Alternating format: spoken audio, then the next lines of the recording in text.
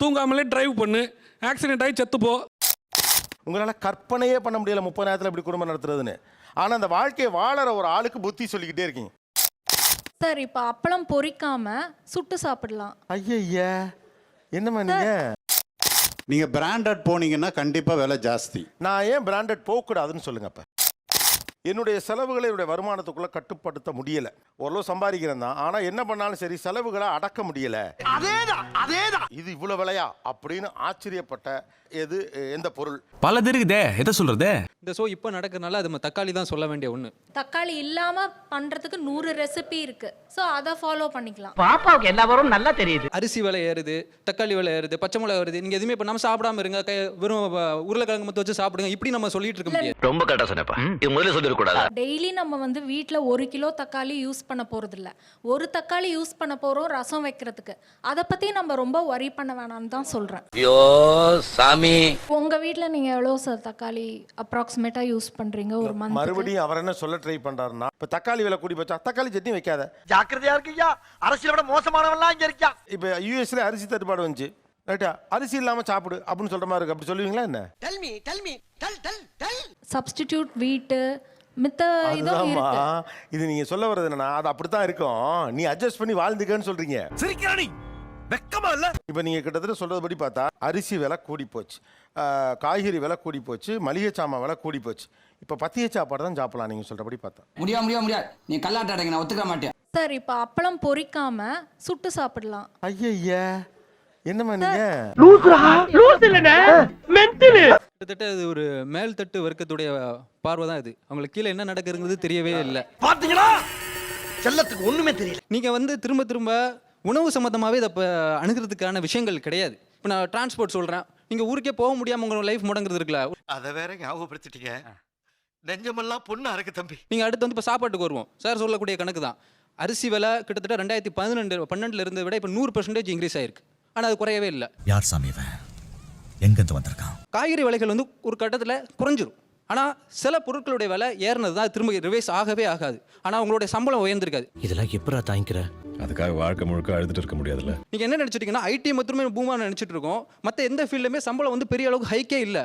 அதே ஆளுக்கு இந்த இவ்வளோத்தையும் அகாமடேட் பண்ணணும். எப்படி சார் இவ்வளவு கரெக்டா சொல்றீங்க? எப்படி நம்மளுடைய இன்கம் இந்த 10 வருஷத்துல எவ்வளோ இன்க்ரீஸ் ஆயிருக்கு, விலைவாசி என்ன இன்க்ரீஸ் ஆயிருக்கு, இந்த ரெண்டையும் கம்பேர் பண்ணுறது வழியாக தான் நம்ம பிரச்சனையை அட்ரஸ் பண்ண முடியும். எல்லாத்துடைய செலவுகளுமே ஜாஸ்தி. சொன்ன மாதிரி அரிசி பருப்பு எல்லாமே ஒவ்வொரு மாசம் ஏறும்போது எங்களுக்கு சம்பளம் வருமானம் ஏறுதா? அப்படி பாரு, சூப்பர் சீனரி. நான் வந்து மளிகை கடை வச்சிருக்கேன், சூப்பர் மார்க்கெட்டு, மாலு, ஹோல்சேல் கடைங்க, நிறைய கடை ஆயிடுச்சு. இன்னொன்று ஆன்லைனில் நீங்கள் எல்லாம் வாங்கிடுறீங்க. இந்த நாடு எங்கேயா போகுது? எல்லாம் அங்கதான் சார் போயிட்டு இருக்குது. ஸோ எங்களை மாதிரி சின்ன சின்ன கடைகளில் என்ன எப்படி எவ்வளோ பெரிய வியாபாரம் வந்துடும், நாங்கள் எவ்வளோ அதிலிருந்து சேமிக்க முடியும்? இந்த கேஸ்ல இதான் முக்கியமான பாயிண்ட். இன்னைக்கு காய்கறி வாங்குறத கூட மால்லையும் ஹோல்சேல் கடையிலையும் 8 மாடி கடைகள்ல தான் போய் வாங்குறாங்க. அப்ப நாங்க எப்படி நாங்க பொழைக்கிறது சொல்லுங்க? வந்து இப்ப நான் என்ன உங்கள்ட்ட சொல்றது? 6 மாசத்துக்கு முன்னாடி 1500 ரூபாய் இபி பில் கட்டினேன். லாஸ்ட் மந்த் வந்து 6680 ரூபாய் இபி பில் கட்டியிருக்கேன். நான் எப்படி கட்ட முடியும்? அது நம்மளுக்கு ஒத்து வராதுங்க. So, இந்த மாதிரி சிச்சுவேஷன்ல வந்து நீங்க வந்து ஃபேன் இன்கம் ஆஃப் பண்ணிட்டு படுத்துங்கணும். கேஸ் வந்து இன்னைக்கு 1200 ரூபாய் வருது. நான் போய் சிலிண்டர் பர்சன் கிட்ட சண்டை போட முடியுமா? நான் கொடுத்தாதான் எனக்கு எங்க வீட்டுல அடுப்பெரியும். ஓ அப்படியா விஷயம்? அவங்க இருக்கிறதுக்கே வழி இல்லை, விலைவாசி கூடிக்கிட்டு இருக்கு, என்னால் வாழ முடியலன்னு சொல்லிக்கிட்டு இருக்காங்க.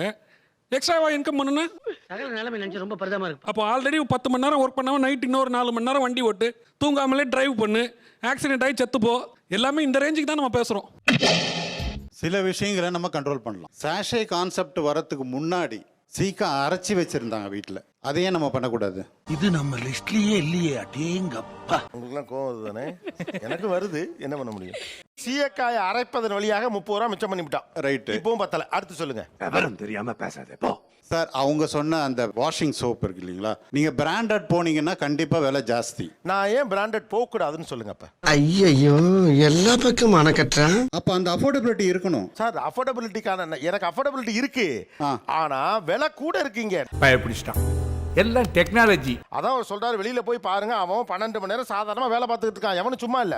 நீ வந்து உழைச்சுக்கிட்டே இருக்கணும், ஆனா உனக்கு அஃபோர்டபிலிட்டி இருக்காது, உன் வாழ்க்கையை சுருக்கிக்கிட்டே இருக்கணும். எப்படி வாழ முடியும்? What's going on? நான் நல்ல பிராண்டு போட்ட ஒரு சோப்பு போட்டு நான் ஏன் குளிக்க கூடாது?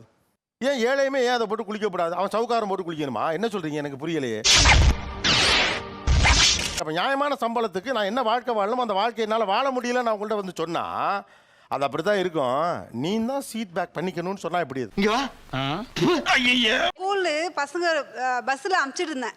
சமாளிக்க முடியல, நம்ம கவர்மெண்ட் பஸ் ஃப்ரீயாக போயிட்டு ஃப்ரீயாக வரானேன்னு சொல்லிட்டு நான் அதை மிச்சம்லாம் அவனை அனுப்பிச்சுட்டு இருக்கேன். என்னம்மா அந்த 700 ரூபாய் இல்லை 1500 ரூபாய் எங்கே போகுதுன்னு எனக்கு தெரியல. இப்போ நான் மிச்சம் பண்ணுறேனே எங்கே அந்த போச்சு நான் தேடுறேன். அந்த காசு என் கையில் இல்லை.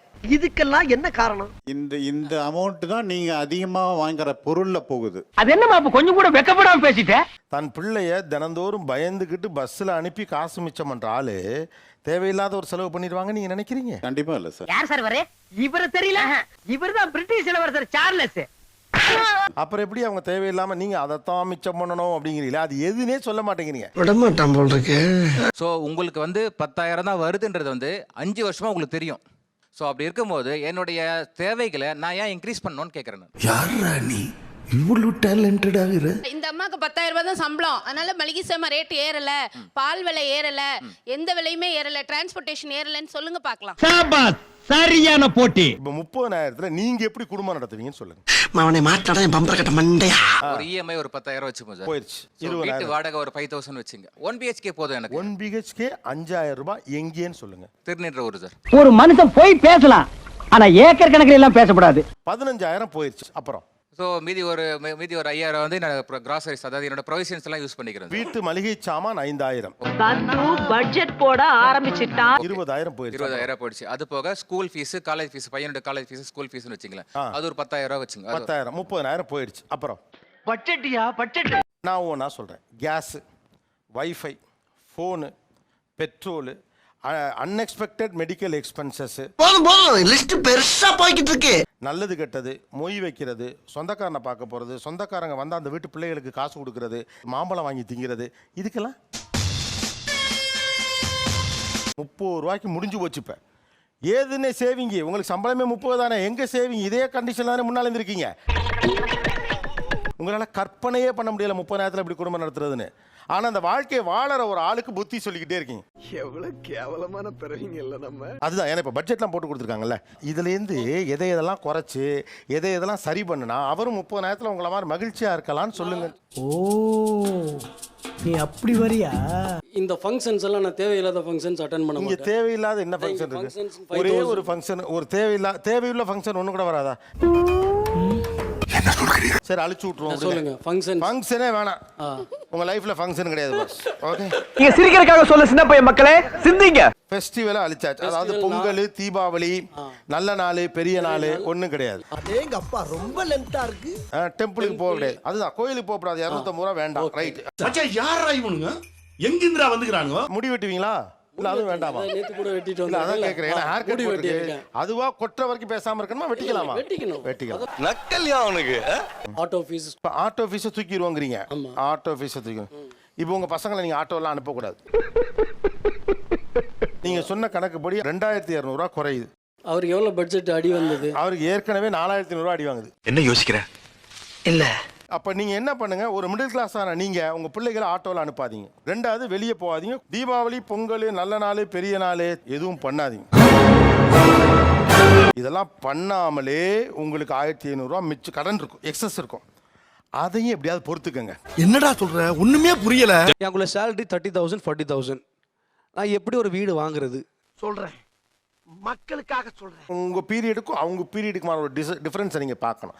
இப்போ என்ன வைராக்கியமாக இருந்தாலும் என்னால் ஒரு கட்டத்துக்கு மேலே போய் ஒரு இடத்த வாங்க முடியலைங்கிறார். ஓ, அப்படியா விஷயம்? உங்கள் காலத்தில் நீங்கள் வைராக்கியமாக இருந்தால் வளர்ந்துடலாம். இந்த காலத்தில் வைராக்கியமாக இருந்தால் வைராக்கியம் மட்டும்தான் இருக்கும், வளரலாம் முடியாது. புரிஞ்சுக்கிட்டாங்க வாசு.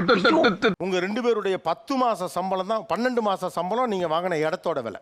அதெல்லாம் ஒரு தொழில் ரகசியம் ஐயாச்சாமி. இன்னைக்கு நீங்கள் சொல்கிற 900 ஸ்கொயர் ஃபீட் விலை எவ்வளோன்னு நினைக்கிறீங்க?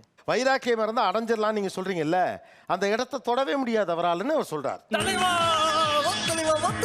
அதே ஆனா அன்னைக்கு அந்த சேலரினா இன்னைக்கு சேலரி கூட அதுதான் கணக்கெடு போகிறோம். தம்பி விடுப்பா, இதெல்லாம் அப்படிலாம் விட்டுற முடியாது மேடம், அப்படிலாம் விட்டுற முடியாது. 1000 ஸ்கொயர் ஃபீட் வந்து 36 lakhs. 36 லட்சம். சரி, 35 லட்சம்னு வச்சுப்போம். இந்த 35 லட்சங்கிறது 30,000 ரூபாய் சம்பாதிக்கிறவருடைய எத்தனை மாத சம்பளம்?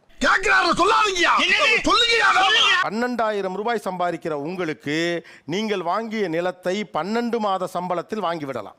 இது நல்ல விஷயம் தானே? 30,000 இன்னைக்கு சம்பாதிக்கிற ஒருத்தர் எத்தனை மாத சம்பளத்தை சேர்த்து 35 லட்சம் ரூபாய் இடத்தை வாங்க முடியும்? 10 வருஷம். எப்படி சார் இவ்வளவு கரெக்டா சொல்றீங்க? எப்படி 10 வருஷம் முடியுமா?